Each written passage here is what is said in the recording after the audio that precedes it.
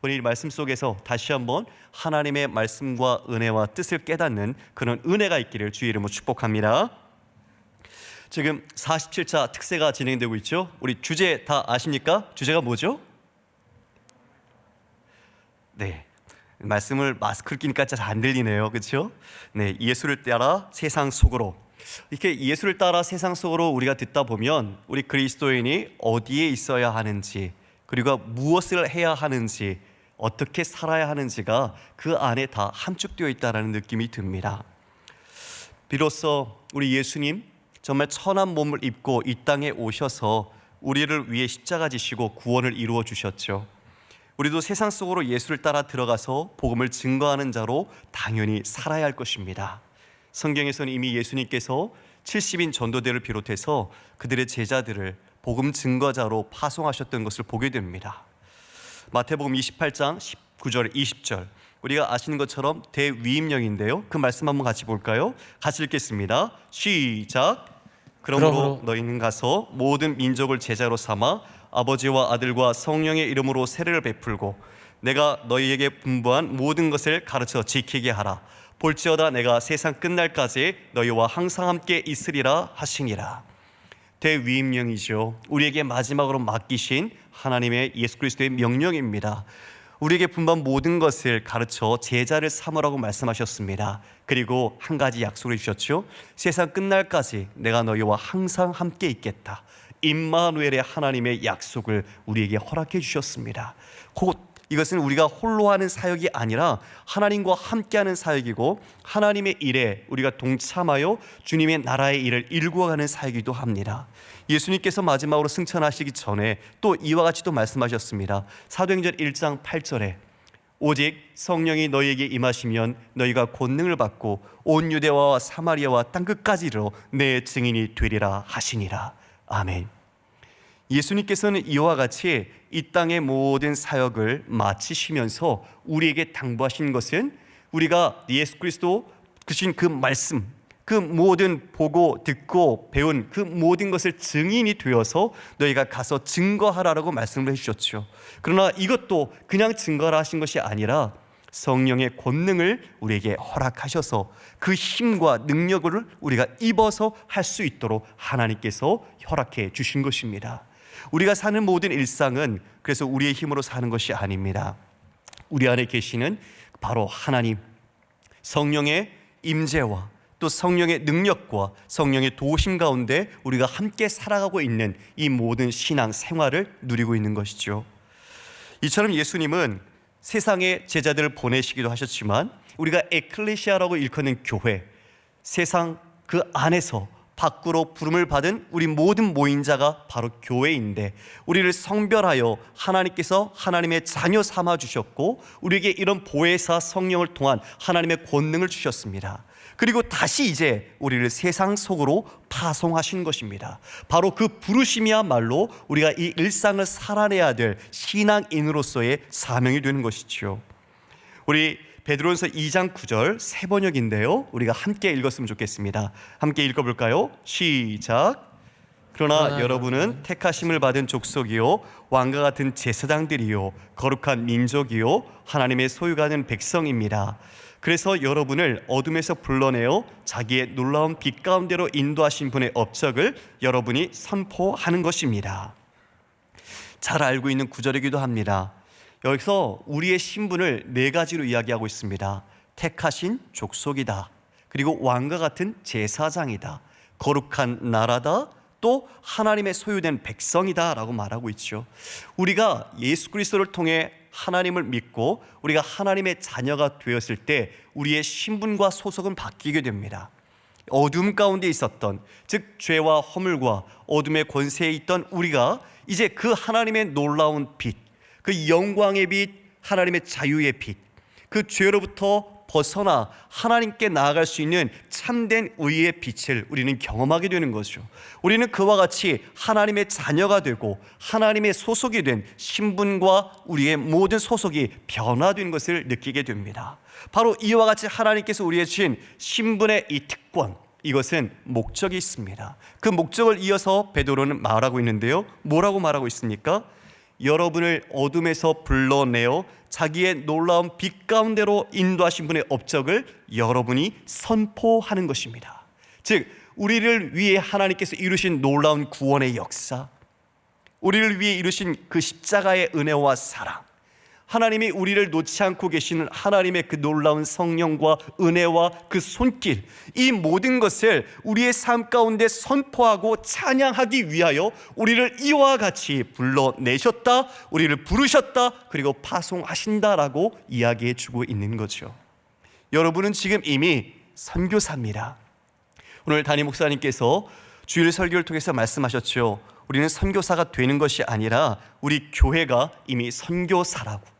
그래서 우리는 선교적 일상을 살고 그 모든 몸담은 곳에서 우리는 우리를 통해 예수 그리스도 그리고 그분의 복음을 증거하는 자들인 줄 믿습니다. 할렐루야. 그렇습니다.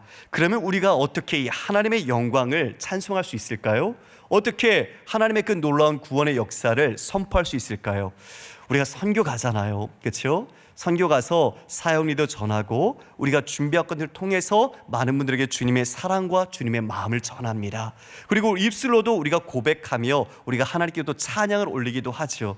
그런데 이 모든 것도 너무 중요하지만 실제적이고 더 중요한 것이 있습니다. 그것은 바로 삶입니다. 우리가 한 날 한 날 어쩌면 당연하게 여겨지고 우리에게 주어진 자연스러운 날이라고 생각하지만 한날이라는 프레젠트의 현재가 하나님 주신 선물이 아니라면 우리는 당연하게 누릴 수 있는 것이 아님을 우리는 알아야 할 것입니다. 이 자리에 예배할 수 있음이 하나님께 얼마나 감사한 것인지, 그리고 우리가 건강한 모습으로 다시 대면하여 서로가 교제할 수 있고 또 우리가 팀으로 모일 수 있고 하나님 안에서 함께 나눌 수 있다는 것이 얼마나 큰 기쁨인지 우리 여러분들은 다시 한번 생각해 보는 그런 은혜가 있기를 원합니다. 그래서 오늘 베드로는 우리에게 어떻게 삶을 살아야 할 것인가, 부르심을 받은 자들이 어떤 삶을 살아야 할 것인가 말씀을 통해서 권면하고 있습니다. 18절에 보면 이와 같이 베드로가 호칭을 하나 하고 있는데요, 이렇게 말합니다. 사환들아, 사환들아라고 말하고 있는데요, 이 사환은 household servant입니다. 즉 우리 집안에서 일을 하고 있는 종들을 말하는 거죠. 일반 종들, 일반 노예는 둘로스라고 하는데 이 단어는 다른 단어입니다. 오이케테스라고. 그래서 주인을 섬기는 집안의 몸종과 같은 역할을 하는 겁니다. 전문직이죠. 그래서 교사도 있고요, 의사도 있고요, 담당하고 있는 직종들이 다 있습니다. 그들이 주인을 섬기는 가정 안에서 돌보고 있는 그런 노예, 종으로서 사역을 감당하고 있는 것이죠. 당시 이 종과 노예는 아시는 것처럼 사회에서 하층민이었습니다. 그리고 로마의 인구가 120만이었을 때 무려 3분의 1인 40만이 이 하층민, 노예에 속하는 사람들이었어요. 그러다 보니 노예가 이 교회에서 우리가 모였을 때 교회의 수많은 구성원들도 바로 노예가 많이 있었습니다. 이런 종들이 많이 있었다는 거죠. 여러분, 우리가 알고 있는 교회는 어떤 곳입니까? 교회는 신분과 그리고 성별과 직업과 차별이 없는 곳입니다. 바로 이것이 교회론의 중요한 핵심입니다. 바로 이들이 세상에서는 종이요 노예로서 있었지만 그들이 하나님을 믿고 난 뒤에, 예수 그리스도 통해 주님을 믿고 난 뒤에는 바로 교회에서는 진정한 영적 자유자가 되었다는 거죠. 그동안은 죄 속에서 신음하고 사람들이 인정받지 못하고 그리고 자신의 모습 속에서 실망하고 낙심했었는데 주 예수 그리스도의 사랑 안에서 이제 이들은 다시 진정한 자신을 하나님 안에 발견하고 같은 한 형제요 한 자매인 사람들과 더불어 이제는 한 가족, 예수 그리스도 안에 한 가족이 되었다는 것입니다. 얼마나 이것이 놀라운 은혜입니까? 아무도 자신을 돌봐주지 않고 자신에 대한 관심조차 갖지 않고 자신은 오로지 일을 하고 비난받거나 상처를 받거나 그런 삶을 살았던 그들이 예수 그리스도의 사랑에 눈떠서 예수님의 사람이 되고 하나님의 자녀가 되고 또 그와 같은 공동체인 교회 안에서 서로가 평등하게 하나님의 말씀과 은혜를 나눌 수 있다는 것, 얼마나 귀한 은혜입니까? 그 사랑 안에서 우리는 평강을 누리고 참된 자유를 누릴 수 있게 되는 것이죠. 교회는 그래서 하나님의 안식처가 되어야 되는 줄 믿습니다. 서로를 긍휼히 여기고 서로를 사랑하고 자신을 다른 사람과 같이 남을 나보다 더 낮게 여기며 그들을 존중하고 서로가 함께 협력할 수 있는 곳, 바로 그것이 여러분, 우리가 함께하는 교회인 것입니다. 바로 이 종들은 그러한 참된 자유와 사랑을 이 교회에서 누리게 되었습니다. 그러나 동시에 그들은 하나님의 종이 되었습니다. 하나님의 종. 여러분, 그들은 현실적으로는 자신의 주인을 섬기는 종이었어요. 그러나 이제 그들은 하나님의 종으로서 자신의 그 일상과 직업을 감당하기 시작하는 것입니다. 당시에 이런 말이 있었습니다. 아리스토텔레스가 이런 말을 했는데요. 노예에게 불의가 가해질 수 있다는 것은 불가능한 말이다. 왜냐하면 노예는 단지 재산일 뿐이기 때문이다. 이 말에서 얼마나 단적으로 이 종들이 인정받지 못하고 인격체로서 존중받지 못했다는 것을 우리가 알 수 있죠. 그러나 그들은 그 녹록치 않은 삶, 그 힘든 삶 속에서도 하나님의 뜻을 이루기 위해 노력했다는 것을 우리는 발견하게 되는 겁니다. 우리 일상 직장을 한번 돌아볼까요? 여러분들이 직장에서 일을 하시는 분들이 이제 많으실 겁니다. 물론 캠퍼스에서 아직까지 공부하고 계시는 분들 계실 텐데요. 앞으로 직장에서 일을 감당하시게 되겠죠. 회사에 들어가면요, 경쟁사뿐만 아니라 회사 자체 내에서도 경쟁을 해야 합니다. 손익의 결과를 따져서 그 사람의 가치를 평가하게 되고, 그 사람의 개별적인 인권과 능력은 오직 조직의 목적과 조직의 문화라는 가치를 따져서 유용성을 부여하게 됩니다. 연말 평가를 많이 하죠. 그래서 그걸 통해서 인사 발령과 인사 조치를 하게 되고 또 조직 개편을 하게 됩니다. 이 모든 것의 기준은 효용성입니다. 얼마나 그 사람이 이 기업, 이 조직, 이 문화 안에 합당하게 효율적으로 일하고 있는가를 따져서 그 사람의 능률을, 그 사람의 가치를, 그 사람의 인격을 존중해 주는 거죠. 그러다 보니 우리는 많은 상처를 받게 됩니다. 이뿐입니까? 우리가 회사에 가면 보고 싶지 않은 사람이 있잖아요. 그러지 않으세요, 여러분?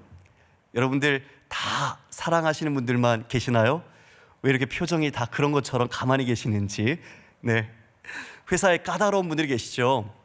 까다로운 우리 상사분들, 또 동료들이 있어요. 일을 하지만 실은 일보다는 사람과의 관계 속에서 더 어려움을 많이 느끼고요, 그 안에서 스트레스를 더 많이 받게 됩니다. 예수를 믿지 않는 넌크리스찬들이 많고 그들이 갖고 있는 생각은 세속적인 가치들이 많죠. 그래서 우리가 갖고 있는 기독교적인 세계관하고는 늘 상충되게 돼 있어요. 늘 부딪히게 돼 있죠. 만약 부딪히지 않는다면 둘 중에 하나죠. 내가 아직 커밍아웃을 하지 않았거나 아니면 그들과 동화된 삶을 살고 있거나일 겁니다. 먹고 사는 문제가 이렇게 동화줄처럼 얽히고 설켜서 너무나 우리를 복잡하게 합니다. 우리는 그 가운데서 정말 믿는 자로서 어떻게 사는 것이 진짜 믿음을 가지고 사는 것일까 고민하게 되죠. 저도 그랬습니다. 저는 IMF 때 취업을 했는데요, 당시에 이제 많은 청년들이 취업한 것도 상당히 어려웠어요. 그리고 취업한 이후에 실질적으로 신앙의 어려움도 많이 또 겪었습니다. 직장의 구조와 문화 속에서 자신이 변해가는 것을 느끼게 되고 점차 하나님과 거리가 생기게 되고 또 교회에 출석을 못하게 되는 친구들도 많이 봤습니다. 참 안타깝죠.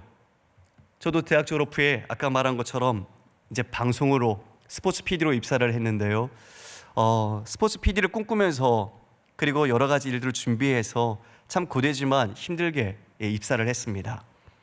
아침 7시 생방송, 저녁 10시 뉴스 생방송, 그렇게 했습니다.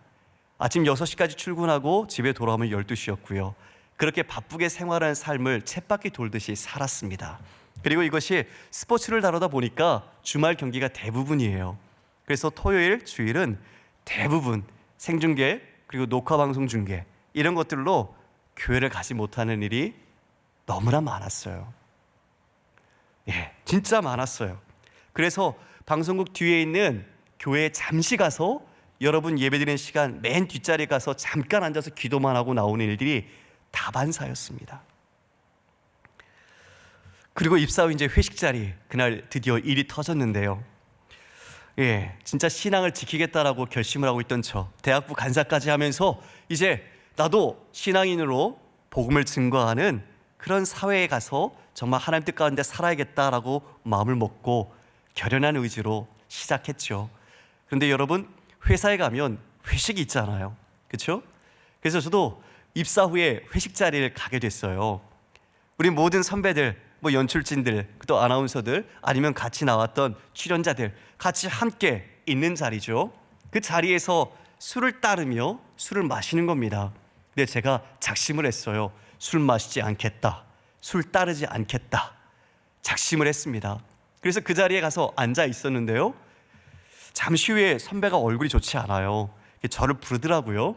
불러서 옆방에 갔는데 옆방 들어가자마자 제게 따귀를 때렸습니다. 그 이유는 뭐였냐면 술을 따르지 않는다는 거예요.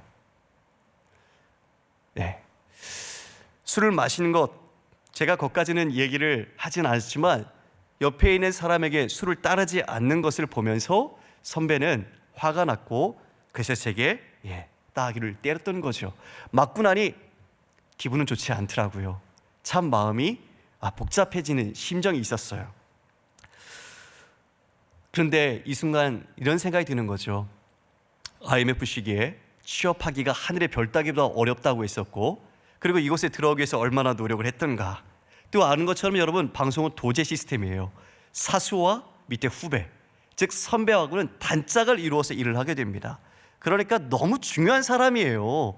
직장 상사에서 바로 부딪히고 바로 그 사람의 일을 정말 내가 종이 되어서 해야 될 정도의 그런 일들을 감당해야 되는 관계였거든요. 잘못 보이면 더 힘든 생활이 되겠다, 이런 마음이 들더라고요. 갓 입사한 막내가 그 조직의 중압감 속에서 어떤 이야기도 할 수 없는 그런 마음의 심정도 있었어요. 그리고 그분을 보는 게 앞으로 더 힘들었었어요. 조금만 더 버티자, 시간이 지나면 좀 나아질 거야, 그리고 직급이 좀 나아지면 이제 내가 좀 뭔가 할 수 있겠지, 이런 생각을 가지고 있었죠. 그런데 여러분, 이슬비에 우리가 옷이 졌잖아요. 시간이 지나면서 어떻게 됐을까요? 저도 그 조직과 문화에 동화된 거예요. 어느 순간 그들과 똑같은 모습으로 살고 있는 저를 발견하게 됐어요. 믿지 않는 사람들과 다를 바 없었던 거죠. 참 마음이 힘들었어요. 제가 하나님의 뜻 가운데 하나님 보내셨다라고 생각하면서 이곳에서 정말 믿음으로 살겠노라 했지만 제 자신을 보면서 많은 회개를 했습니다. 믿음이 연약했어요, 제가. 그리고 너무 그 유혹과 정욕에 많이 휘둘렸어요. 하나님께서 저를 불쌍히 여기시고 정말 저의 마음을 정말 이끌어 주셨습니다. 그래서 저는 그때 그 이후로 기독교 언론 방송사로 옮겨서 일을 하게 됐습니다. 그런데 여러분, 이 자리에 함께 여러분 말씀드리고 싶은 것이 있습니다. 저는 그때 공동체가 없었어요. 토요일, 주일 청년부 모임은 있었지만 팀 모임처럼 소그룹으로 된 모임이 없었어요. 제가 다니던 교회는 그랬었거든요. 그래서 이 시간 여러분 가운데 혹시 팀에 아직 소속이 되어 있지 않거나 등록하지 않은 분, 팀 활동을 하지 못하고 계신 분 계시다면 적극적으로 팀 활동을 해주시기를 간절히 부탁드려요. 왜냐하면 우리는 홀로 온전히 설 수 없어요. 누군가의 도움이 필요하고 누군가의 기도가 필요하고 누군가가 보내준 그 말씀 한마디에 우리는 다시 믿음을 회복할 수 있기 때문이에요. 서로가 서로를 붙잡아주고 일으켜주고 세워주고, 그래서 우리가 믿음 안에 온전히 설 수 있도록 해주는 바로 그 가족과 같은 공동체, 그게 필요해요. 그래서 꼭 이 자리에 아직 공동체에 소속되지 않은 분이 있다면 꼭 소속되셔서 그와 같은 믿음의 교제를 가지시기를 간절히 부탁드립니다. 여러분, 당시 종이었던 이 그리스도인에 대해서 이제 베드로가 이와 같이 이야기를 하는데요, 세 번역으로 된 우리 베드로전서 2장 18절로 20절 말씀을 함께 읽어볼까요? 자, 18절 말씀 여러분 읽겠습니다. 시작. 하인으로 있는 여러분, 극히 두려운 마음으로 주인에게 복종하십시오. 선량하고 너그러운 주인에게만 아니라 까다로운 주인에게도 그리하십시오. 억울하게 고난을 당하더라도 하나님을 생각하면서 괴로움을 참으면 그것은 아름다운 일입니다. 시작. 죄를 짓고 매를 맞으면서 참으면 그것이 무슨 자랑이 되겠습니까? 그러나 선을 행하다가 고난을 당하면서 참으면 그것은 하나님께서 보시기에 아름다운 일입니다. 저도 처음에 이 본문을 대할 때는 마음이 먹먹했어요. 어떻게 이럴 수 있을까? 사람이 어떻게 그것을 참고 이겨낼 수 있을까? 내 힘으로는 안 된다는 게 결론이었어요. 여러분, 여기에 이렇게 말하죠. 하인으로 있는 여러분, 바로 우리 모두 똑같죠. 베드로는 하나님의 종으로서 우리 그리스도인에 대해서 이야기를 하고 있거든요. 우리가 모두가 하나님의 종이잖아요. 하인으로 있는 여러분, 극히 두려운 마음으로, 이 극히 두려운 마음은 하나님을 경외하는 마음을 일컫는 겁니다. 하나님을 경외하는 마음으로 주인에게 복종하십시오. 선량하고 너그러운 주인에게만 아니라 까다로운 주인에게도 그리하십시오. 여러분, 우리가 예수 그리스도를 통해서 하나님을 믿으면 하나님이 누군지에 대해서 배우고 알아가기 시작합니다. 하나님이 하나님 되심을 우리가 알 때 우리는 이와 같이 고백하죠. 하나님은 저의 주인이십니다. 그리고 하나님은 만물의 주인이십니다. 즉 하나님의 주권을 인정하게 되어 있습니다. 그리고 이 모든 역사와 이 세계를 운영하시는 분은 바로 하나님이시라는 고백을 우리는 하게 되죠. 그러므로 우리가 몸담고 있는 모든 공동체와 환경도 하나님께서 우리에게 허락하신 것이라는 것을 우리는 알아야 합니다. 그러므로 바로 그와 같은 하나님을 경외함으로, 하나님을 우리가 사랑함으로 말미암아 지금 있는 그 주인에게도 똑같은 그 경외심으로 주인을 우리가 존중하는 것입니다. 그것이 그 사람이 선하건 아니면 그 사람이 까다로운 주인이건 간에 상관없이 그리하라라고 말하고 있습니다. 그리고 이와 같이 말합니다.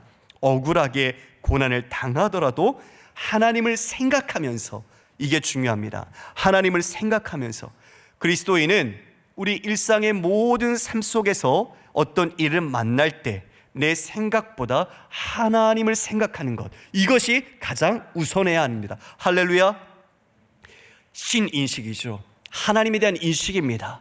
그리스도인이 하나님과 함께하고 있으며 내 삶에 하나님이 주인이시라는 것을 인정할 때 우리는 어떤 일에 부딪혔을 때에 바로 하나님에 대한 마음, 하나님에 대한 생각을 가짐으로 말미암아 우리는 올바르게 순종할 수 있기 때문에 그렇습니다. 그래서 하나님을 생각하면서 괴로움을 참으면 그것은 아름다운 일입니다. 여기서 아름답다라는 단어가 카리스입니다. 은혜죠. 은혜. 즉 이렇게 고난을 당하는 것은 은혜입니다. 쉽지 않습니다, 이 말씀이. 그러나 우리가 참을 수 있다는 것 자체가 하나님께서 우리와 함께 하심이요, 그것이 바로 은혜라는 것을 우리는 알 수 있어야 합니다. 우리가 믿음이 있기에, 하나님을 신뢰하기에 내가 부당하게 억울한 일을 당해도 우리 하나님을 생각함으로 말미암아 그 자리에 버티어 서서 우리가 온전히 뜻 가운데 순종하며 선행을 할 수 있는 것이죠. 또 20절에 이와 같이 말하고 있습니다. 죄를 짓고 매를 맞고 참으면 그것이 무슨 자랑이 되겠습니까? 당연하죠. 죄로 인한 그것은 응보일 테니까요. 그것은 자랑이, 영예가 결코 되지 않습니다. 그러나 선을 행하다가 고난을 당하면, 그걸 참으면 그것은 하나님께서 보시기에 아름다운 일입니다 라고 말합니다. 선을 행하다가 우리가 어려운 일을 당하고 고난을 당할 때 참는 것은 하나님께서 보시기에, 즉 하나님께서 이 모든 것을 알고 계신다는 거죠. 하나님께서 우리의 모든 것을 함께하고 계신다는 것을 이야기해주고 있는 것입니다. 하나님께서 우리의 모든 삶, 우리가 비록 지금 일어나고 있는 일이 무슨 이유 때문인지, 무슨 뜻이 있는지 알 수는 없지만 하나님은 그것을 알고 계시고 그것은 하나님 보시기에 아름다운, 즉 은혜가 될 수 있는 증거의 일이라고 이야기해주고 있는 것입니다. 사랑하는 우리 성도 여러분, 우리의 일상에 억울한 일이 얼마나 많아요. 그렇죠? 이건 요즘처럼 교회와 기독교, 특히 목회자로서 목사라는 것을 이야기하기가 너무나 마음 아픈 현실이 되었어요. 그러나 우리는 이 가운데 우리가 선을 행하고 하나님의 뜻을 붙잡고 이 모든 것을 이겨내는 것, 하나님의 뜻 가운데 붙잡혀 우리의 이 모든 억울함과 우리가 고난을 당할지라도 우리가 오히려 선을 행하며 나가는 것, 이것이 하나님의 은혜요, 우리가 그 은혜를 누리는 기회가 된다는 것을 꼭 기억하시기를 소망합니다. 하나님, 우리는 하나님을 믿기에 우리는 하나님께 주신 이 모든 삶에 복종해야 합니다. 청년의 때에 얼마나 많은 유혹들이 있습니까? 얼마나 많은 육체적 정욕들이 있습니다. 그렇죠? 그 정욕들을 이겨나가는 것 녹록지 않습니다. 분명히 말하고 있죠. 청년의 때에 정욕을 피하라. 그리고 오직 예수 그리스도를 믿는 자와 함께 이와 사랑과 화평을 좇으라. 사랑하는 우리 청년 여러분, 우리 성도 여러분, 인생 억울한 일 너무나 많습니다. 그냥 공의를 따져서, 정의를 따져서 그리스도인은 사는 게 결코 아니에요. 우리는 그 정도의 수준을 넘습니다. 여러분, 요셉을 생각해 보시겠습니까? 요셉은 자기 형제들에게 죽임을 당할 정도의 고난과, 그리고 몸이 팔려 먼 애굽 땅으로 가게 되고 그곳에서도 조차 옥에 갇혀 참 억울한 삶을 살게 되죠. 그러나 그의 말미암아 하나님의 경륜과 뜻을 깨닫고 어떤 고백을 하게 되나요? 창세기 45장 7절 함께 읽어볼까요? 시작. 하나님이 큰 구원으로 당신들의 생명을 보존하고 당신들의 후손을 세상에 두시려고 나를 당신들보다 먼저 보내셨나니. 맞습니다. 요셉이 하나님의 경륜, 하나님의 인도하심, 하나님이 이와 같은 모든 고난과 고통을 넘어 이 자리에 있게 하신 뜻을 깨달았을 때에 정말 이제 그 모든 억울함, 그 모든 원수가 풀만한 자신의 마음속에 있는 그 악함들이 다 사라지는 것이죠. 하나님의 경륜을 깨닫고 그들을 용서하고 그들에게 생명을 주고 오히려 그들을 구원하는 일을 감당하게 되었던 것입니다. 다윗은 어떻습니까? 억울하게 사울로부터 쫓김을 당해 매번 광야에서 아둘람 굴에서 늘 불안한 삶을 살았지요. 복수를 할 수 있는 기회가 왔음에도 그 목숨을 빼앗지 않았습니다. 이와 같이 신앙의 우리 인물들을 볼 때 그들은 다 고난을 겪었습니다. 그러나 그 고난이 무엇이 됐습니까? 그 고난이 오히려 오늘 특송한 것처럼 축복이 된 것입니다. 할렐루야. 그래요. 그 고난을 넘어 일하시는 하나님, 바로 여러분의 하나님이시고 저의 하나님이십니다. 그분은 여러분들이 당하는 고난 속에서 함께 하셔서 여러분들을 하나님의 거룩한 사람이요 그리고 하나님의 능력의 사람으로 반드시 만들고 마십니다. 우리가 팔복에서도 말하죠. 의를 위하여 핍박받는 자는 천국이 그들의 것입니다. 누가복음 6장 33절에도 이와 같이 예수님 말씀하고 계십니다. 너희가 만일 선대하는 자만 선대하면 칭찬받을 것이 무엇이냐? 죄인들도 이렇게 하느니라. 맞습니다. 우리는 하나님의 은혜를 알고 하나님의 은혜를 입은 자입니다. 그런데 오늘 이 베드로 서신을 쓴 기자 베드로는 이런 부분에서 실패했던 사람입니다. 불의를 참지 못했고 성격이 급해서 자기의 행동이 먼저 앞섰던 사람입니다. 자신의 힘으로 무언가 이루려고 했던 사람이었죠. 위대한 신앙의 고백, 주는 그리스도시요 살아계신 하나님의 아들입니다라는 고백을 했으면 그 이어 예수님께서 인자가 잡히고 죽임을 당하고 살아날 것이라 했을 때 예수님은 절대, 그 베드로는 절대 이런 일을 일어날 수 없습니다라고 항변하며 예수님께 대들었던 것을 우리는 기억합니다. 예수님께 호된 질책을 받게 되죠. 내가 사람의 일을 생각하고 하나님의 일을 생각하지 않는다. 이것은 중요한 관점입니다. 여러분, 우리는 믿음의 관점으로 하나님의 일을 생각하는 사람이 되어야 합니다. 우리의 육안으로만 우리의 사람의 일을 생각하여 판단하고 행하는 자가 아니라 우리는 우리의 영안을 들어 믿음의 눈을 들어 하나님의 일을 어떻게 이루실 건가를 기대하고 그것을 바라볼 수 있어야 합니다. 이것이 중요한 믿음의 능력이 되는 겁니다. 예수님을 잡으러 왔을 때도 이 베드로는 칼을 빼서 그 대제사장의 종 말고의 귀를 잘라버리죠. 그러나 예수님은 그 귀를 붙여주시면서 이와 같이 말씀하셨습니다. 예수께서 베드로더러 이르시되 칼을 칼집에 꽂으라. 아버지께서 주신 잔을 내가 마시지 아니하겠느냐. 예수님은 12군단 더 되는 천사들을 통해서 모든 것을 엎을 수도 있었고 예수님의 능력으로 이 모든 세상을 변화시킬 수도 있었겠지만 하나님은 그 뜻을 원치 않으셨습니다. 하나님은 우리를 위해 예수 그리스도에게 죄짐 맡겨 우리를 구원하시길 원하셨고 그 십자가라는 방법을 통해서 우리를 하나님의 자녀로 부르시기를 원하셨던 것이죠. 바로 예수님은 그 모든 위기의 순간에도 오직 하나님의 일을 생각하셨습니다. 겟세마네 동산에서 그 모든 핏방울이 될 정도로 주님, 아버지요, 아버지의 뜻이거든 이 잔을 내게서 옮기시옵소서. 만일 그러나 아버지의 원이면 아버지의 원대로 하옵소서. 우리가 이러한 하나님의 일을 바라보는 관점에서 끝까지 순종하신 예수 그리스도, 바로 그분을 우리가 바라보아야 할 것입니다. 로마서에서도 이와 같이 말하고 있습니다. 로마서 12장 17절로 19절 말씀인데요, 우리 함께 한 목소리 읽어보겠습니다. 시작. 아무에게도 악을 악으로 갚지 말고 모든 사람 앞에서 선한 일을 도모하라. 할 수 있거든 너희로서는 모든 사람과 더불어 화목하라. 내 사랑하는 자들아, 너희가 친히 원수를 갚지 말고 하나님의 진노하심에 맡기라. 기록되었을 때 원수 갚는 것이 내게 있으니 내가 갚으리라고 주께서 말씀하시니라. 그렇습니다.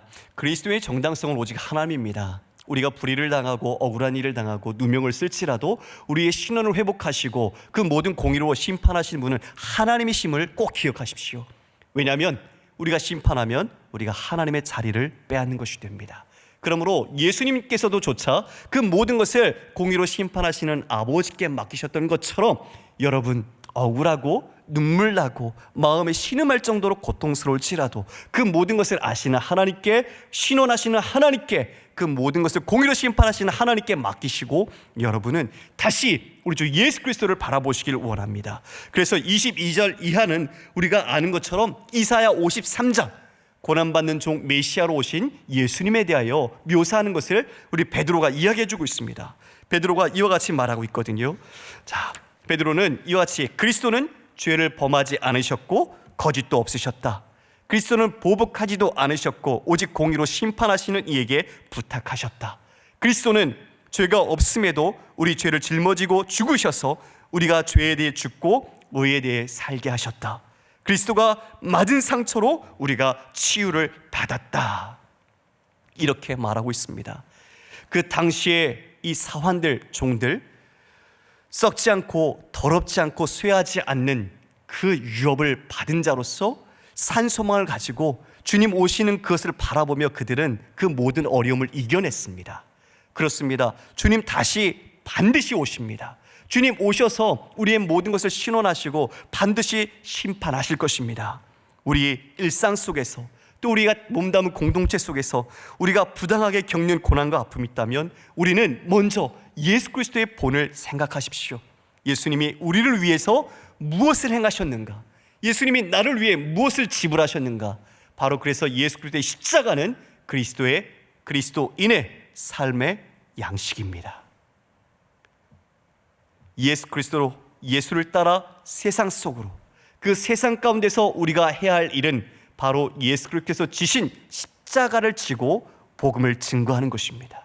십자가는 바로 우리를 구원하신 방법이며 동시에 우리가 하나님께로 나아가는 길이 되는 것입니다.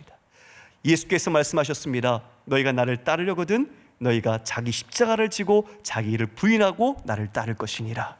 그러므로 우리는 자기 십자가, 곧 내 죄가 아니라 우리 공동체와 이웃이 갖고 있는 예수님께서 우리의 죄짐을 맡으신 것처럼 그들과 함께 고통을 나누고 그들을 위해 사랑과 희생을 섬기며 함께하는 그 십자가, 이것이 바로 우리가 억울한 일을 당할지라도 안갚지 않고 오히려 주의 사랑과 선행으로 나가야 되는 이유가 되는 것입니다.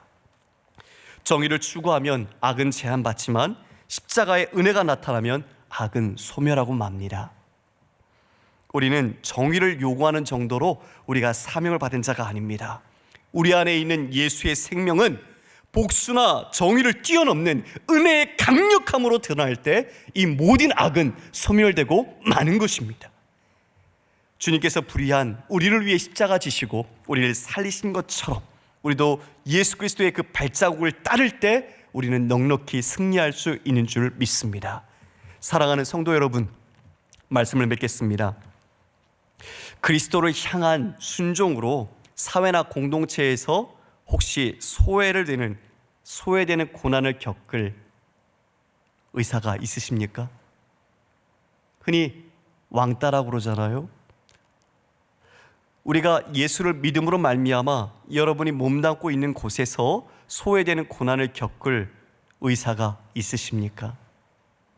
이 시간 여러분 주님 앞에 한번 자신을 돌아보기를 원합니다. 내가 갖고 있는 억울함, 내가 하고 있는 이 모든 삶의 양식과 태도 속에 정말 내가 그리스도인으로서 어떠한 믿음의 자세와 삶을 살고 있는가? 예수님이 본을 보신 그 십자가처럼 내가 그 모든 고난을 주님 안에 감당하며 선을 행하며 그 길을 따라가고 있는가 말입니다. 이 시간 믿음을 담대히 하시길 원합니다. 그리고 예수 그리스도를 생각하시길 원합니다. 오직 진리의 말씀을 붙잡고 고난을 겪을 그 모든 현장에서 우리가 주님과 함께하고 있다는 것을 잊지 마시고, 진정한 모든 만물과 이 모든 피조물의 갑이 되시는 하나님, 그리고 우리 영혼의 목자와 감독자가 되시는 하나님, 그분은 여러분의 모든 것을 알고 계시기에 여러분 그 모든 어려운 순간 속에 하나님을 생각함으로 승리하는 우리 모든 3일의 성도들 되시기를 주님의 이름으로 축복합니다. 아멘. 다 함께 일어나서 찬양하겠습니다.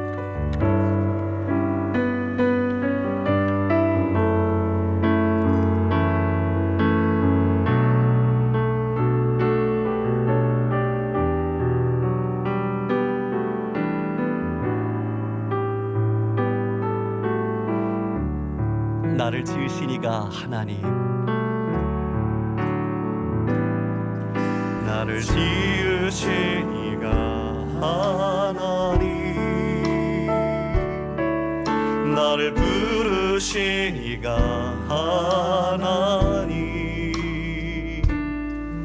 나를 보내신 이도 하나님,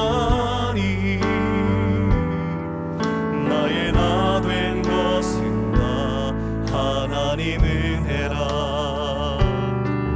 나의 달려갈 길 다가도록, 나의 마지막 꿈을 다하도록,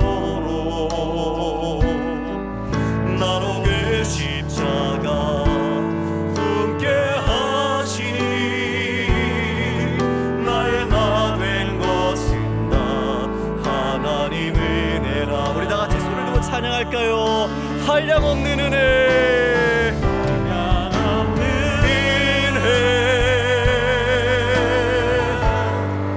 갚을 길 없는 은혜, 내 삶을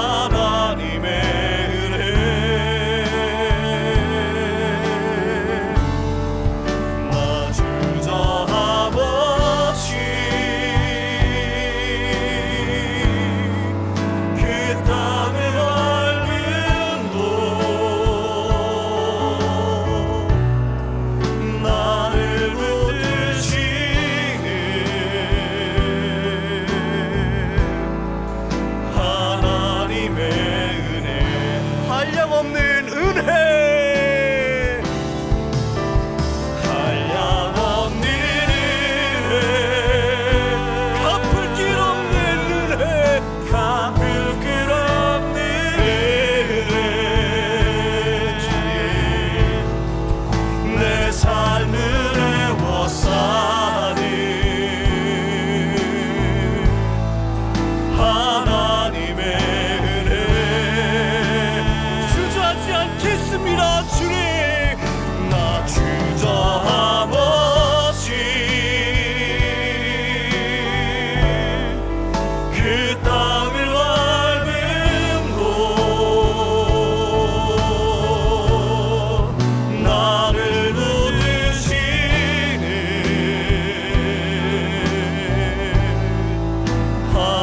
하나님의